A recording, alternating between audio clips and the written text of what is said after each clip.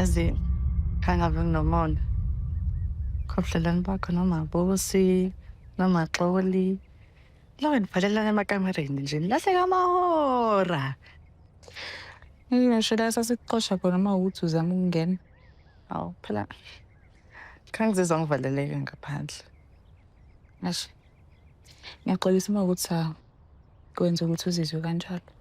Kodwa nawe ukuthi wawuvela uthathe zonke izinto esasiyikhuluma uyithulule zinjoba zinjalo kuMamzoba. Hayibo. Ngoba ngingapengile yongane. Ya kodwa manje sengikuthemba manje. Sesihleba nawe njengoba sesihleba nosisi bakhe abadala. Sesikhuluma nge-makeup, sikhulume ngempahla nezinto nje ezisemgangathweni njengamanje. Sikhulume phela nangabafana.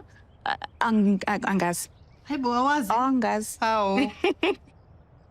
Kodwa njengoba ngishilo ukuthi yabo suthembekile manje sengiyakuthemba ngiyazi ukuthi zonke izinto esikhulumayo zizohlala phakathi kwami nawe ngeyifike nje kuMamzoba. Kuba ngambona lo Mamzoba wakho akabhizi phansi phezulu. Ayikho into eyi-stationary angangithengelanga yona. Akumele vele lathenge ngumzali phela kumele akwenze lokho. Kona iyazama shela. Ngiyagabusile. Ngicela ungakhohlisi izinto azenzayo ngikutshele mina. Uyingozi kabi. Gabusile. Uyakhumbula ukuthi wawunjani ngesikhathi ubuya kaMthembu? Angazi mina ukuthi kwenzakalani lapho kodwa ngiyazi ukuthi into eyayenzeka yayingekho yinhle. Ngicela ungithembise ukuthi angeke uzusondele eduze kwakhe. Mthembus. Ngempela. Mthembus. Okay.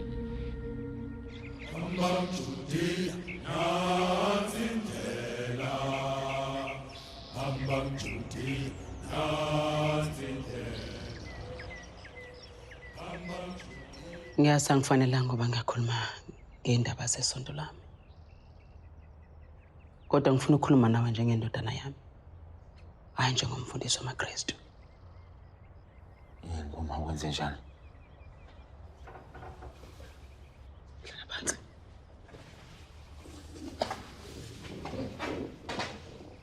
Uyakhumbula indaba yayixoxa ubaba wakho ngobaba wakhe owayendabeni engcwele wangabesabuya. Impela ngiyakhumbula baba esixoxela ngonkulu. Umfuwe wenike naye. Ngithole isiprofethi esifanayo. Uyentabeni. Wangabesabuya. Hayi mama, hayi ma, yini lento nje layona ngempela? Njalo, khulekani. Hayi cha ma.